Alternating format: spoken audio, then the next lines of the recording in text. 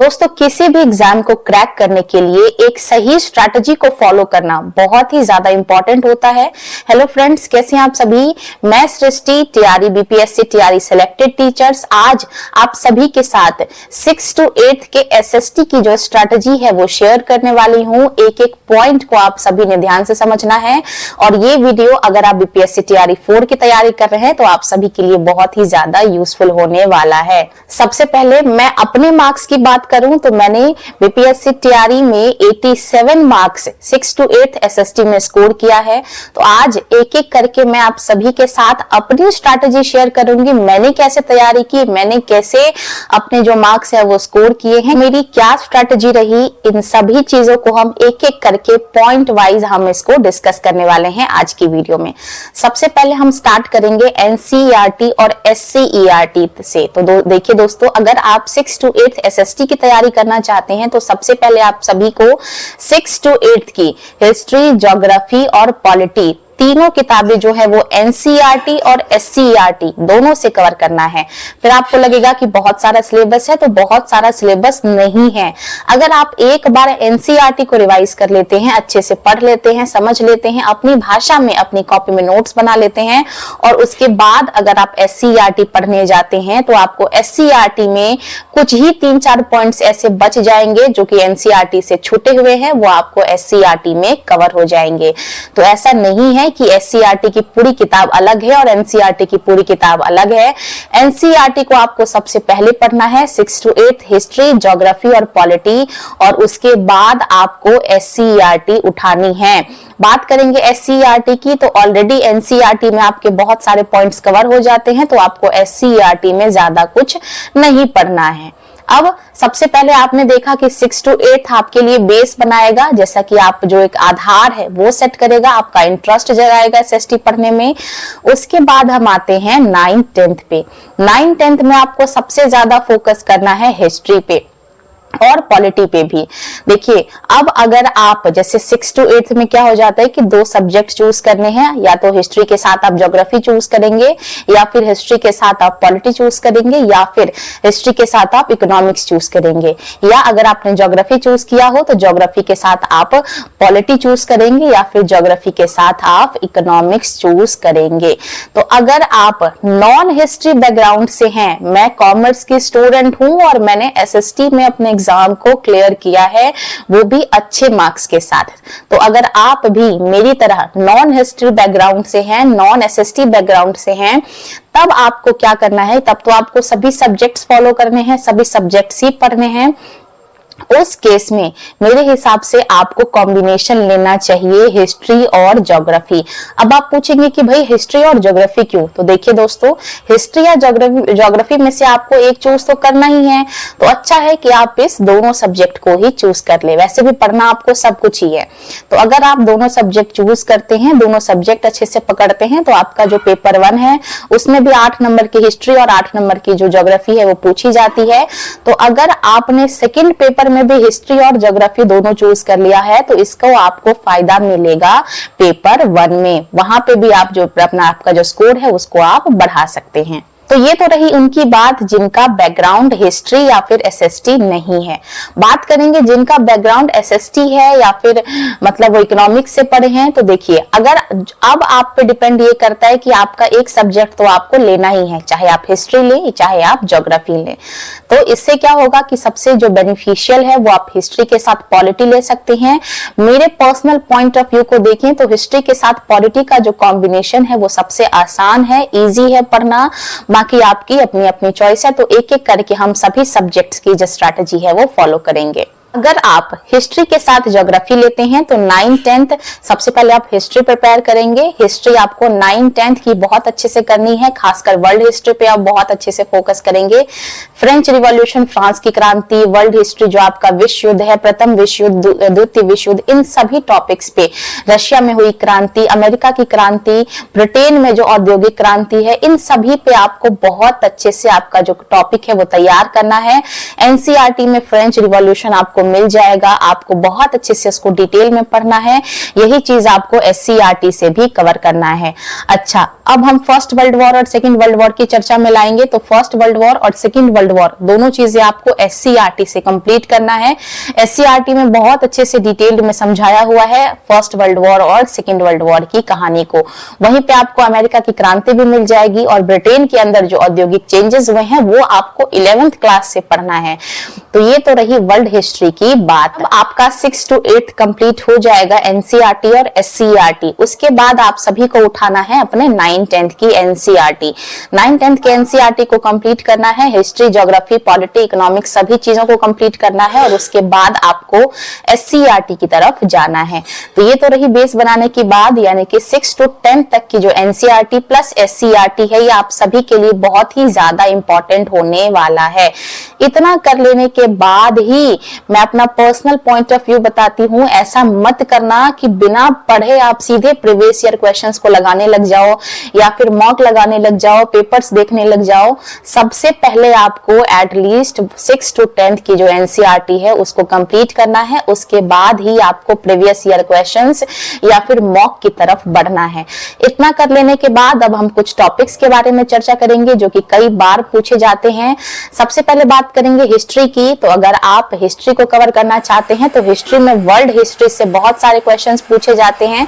सबसे पहले बात करेंगे फ्रेंच रिवॉल्यूशन यानी कि फ्रांस की क्रांति की। तो इसका जो टॉपिक है वो आपको NCERT का चैप्टर फर्स्ट 9th क्लास में मिल जाएगा और इसके साथ ही जो SCERT है इसमें भी आपको फ्रांस की क्रांति मिल जाएगी। तो फ्रेंच रिवॉल्यूशन के लिए मेरे हिसाब से 9th क्लास की जो NCERT और SCERT है इसमें आपको सफिशिएंट टॉपिक मिलेंगे, सफिशिएंट क्वेश्चंस मिल जाएंगे। यहां से आप भरपूर फ्रांस की क्रांति की प्रैक्टिस को कर सकते हैं। अब बात करेंगे विश्व युद्ध यानी कि वर्ल्ड वॉर्स की। तो फर्स्ट वर्ल्ड वॉर और सेकंड वर्ल्ड वॉर की जो पूरी स्टोरी है पॉइंट वाइज, डेट वाइज, ये आपका SCERT में भरपूर बहुत अच्छे से समझाया गया है। तो SCERT के मदद से आप इन चैप्टर्स को कंप्लीट कर सकते हैं।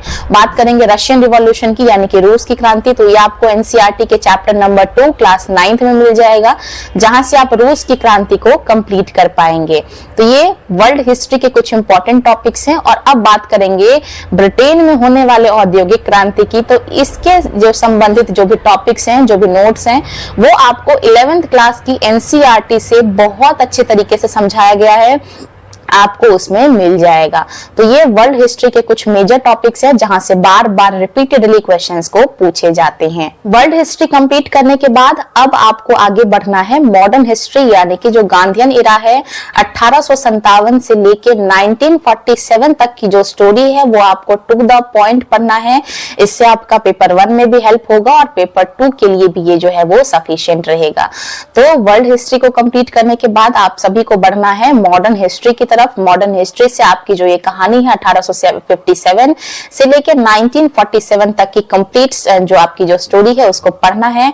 यहाँ से बहुत सारे जो इंपॉर्टेंट क्वेश्चन है वो पूछे जाते हैं। इसके अलावा आपको जो INC के जो सेशंस हैं, इसके अलावा जो गवर्नर जनरल जो वाइसराइज हैं इनके बारे में पढ़ना है। इसके अलावा जो इंपॉर्टेंट जो बीच में क्रांति होती है, INC वगैरह जो स्टैब्लिश होता है, इसके अलावा जो बहुत सारे लीडर्स होते हैं, क्रिप्स मिशन, कैबिनेट मिशन, संविधान सभा, इन सभी चीजों के बारे में आप सभी को बहुत ही डिटेल्ड से पढ़ना है। इसके साथ साथ आपको वर्ल्ड हिस्ट्री और मॉडर्न हिस्ट्री के जो नोट्स हैं, जो आपके जो क्लासेस हैं, वो आपको NCERT और SCERT में बहुत सारे पॉइंट्स भी दिख जाएंगे। बहुत सारे पॉइंट्स इस पे बेस्ड हैं।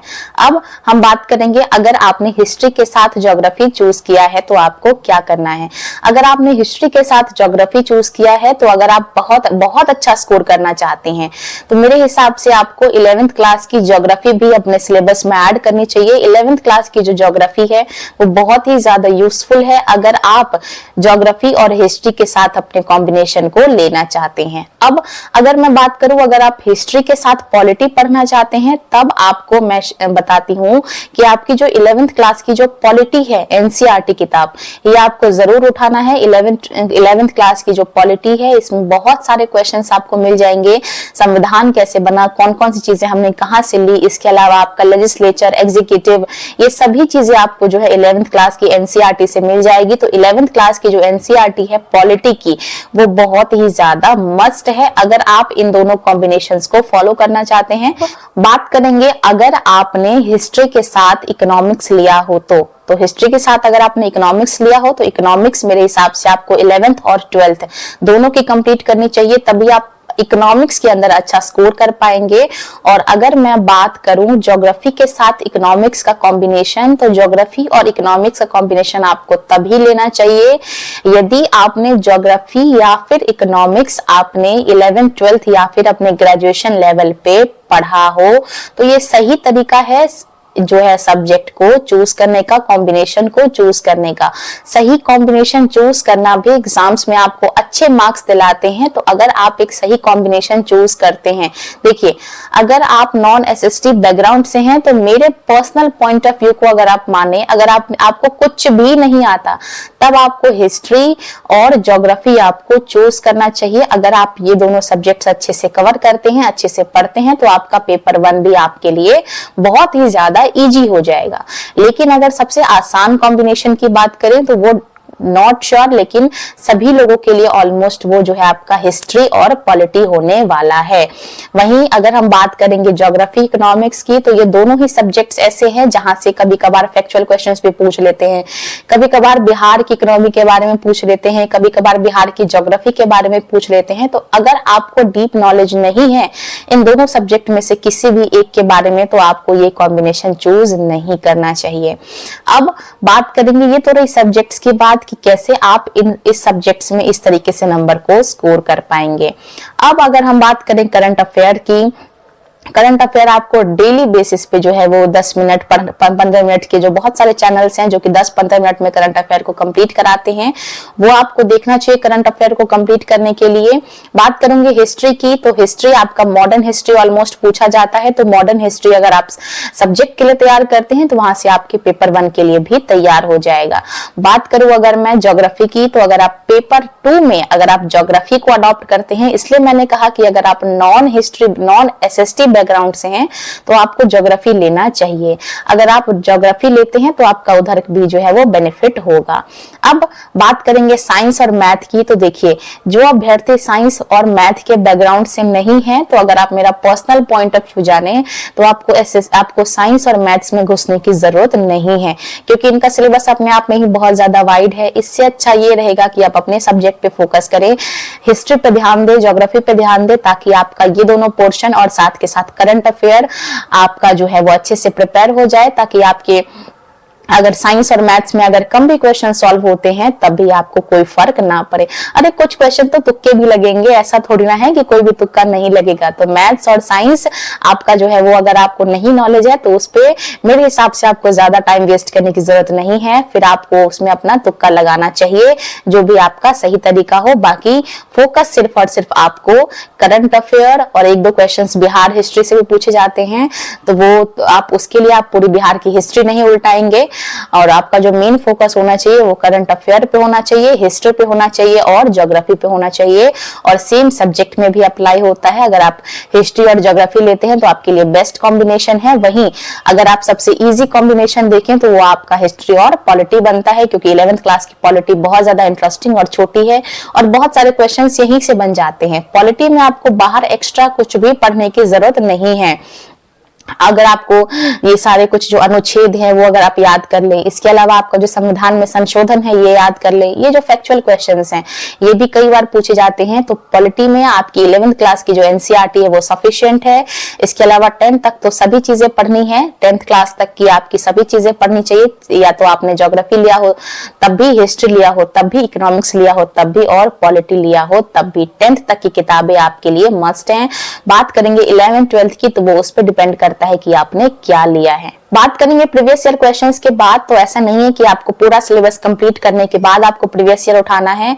एनसीईआरटी को कंप्लीट करने के बाद अब आपको बढ़ना चाहिए अपने प्रीवियस ईयर क्वेश्चंस के पास कि कौन कौन से क्वेश्चंस हैं जो कि प्रीवियस ईयर्स में पूछे गए हैं, उस पर ध्यान दीजिए, उसको देखिए और फिर अभी तक आपने जो पढ़ा उसको एनालिसिस करिए कि आपने कितने क्वेश्चंस आपको आते हैं और कितना आपको और पढ़ने की जरूरत है, या फिर कौन से ऐसे टॉपिक्स हैं जहां से क्वेश्चंस पूछे गए हैं और आपने उसके लिए तैयारी नहीं की है। तो तो सबसे पहले आपको प्रीवियस ईयर क्वेश्चंस, उसके बाद उल्टाने हैं, उसके बाद आपको मॉक लगाने हैं।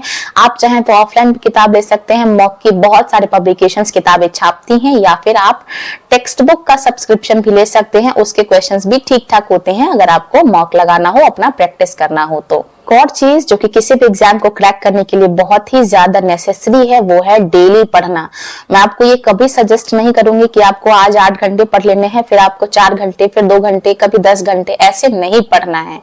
रोज आपको एक शेड्यूल अपना फिक्स करिए, एक टाइम टेबल बनाइए कि आपको रोज 4 घंटे, 5 घंटे, 6 घंटे, जो भी आपको लगे आपके लिए सुटेबल टाइम, उस टाइम को फिक्स करिए, उस शेड्यूल को फिक्स करिए, एक टाइम टेबल बनाइए प्रॉपर। और कुछ ही दिन रह गए हैं, 6 महीने को बहुत अच्छे से यूटिलाइज करिए।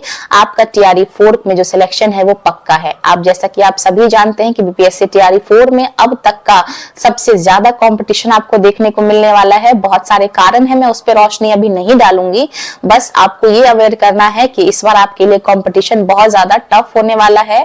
तो आप सभी को बहुत अच्छे से तैयारी करना है ताकि आप अपने लिए एक सीट जो है वो ले लें। ये थी 6 to 8 एसएसटी की स्ट्रेटजी। होप आपके लिए बेनिफिशियल हो, आपके लिए हेल्पफुल हो। अगर आपको कोई क्वेश्चन रह गया हो, कोई डाउट हो, तो आप उसको कमेंट में पूछ सकते हैं। वीडियो में बने रहने के लिए धन्यवाद। वीडियो अच्छी लगी हो तो वीडियो को लाइक करना और इसी तरीके से और इन्फॉर्मेशन को जानने के लिए चैनल को सब्सक्राइब करना।